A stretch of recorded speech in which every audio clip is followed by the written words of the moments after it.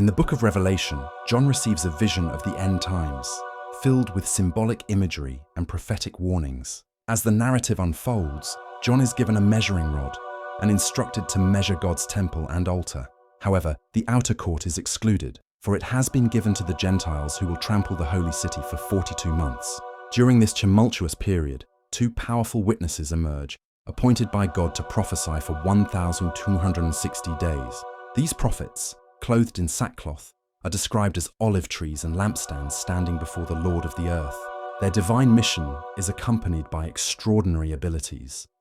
They can breathe fire to consume their enemies, control the rain, turn water into blood, and bring plagues upon the earth at will.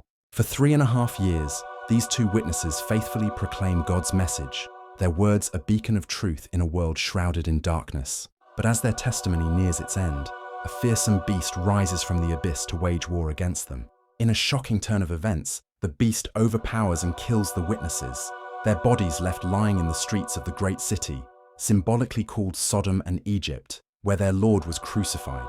For 3.5 days, the world rejoices over their deaths. People from every nation celebrate, exchanging gifts and reveling in the silence of God's prophets. The bodies of the witnesses remain unburied, a spectacle for all to see and mock.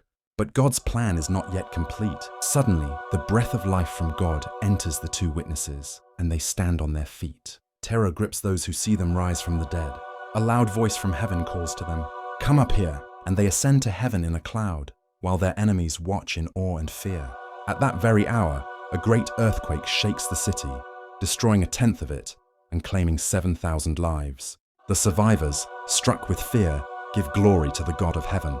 As the dust settles, the seventh angel sounds his trumpet, heralding the arrival of God's eternal kingdom. In heaven, the 24 elders fall on their faces in worship, proclaiming God's sovereignty and the coming judgment. The temple of God in heaven opens, revealing the ark of his covenant.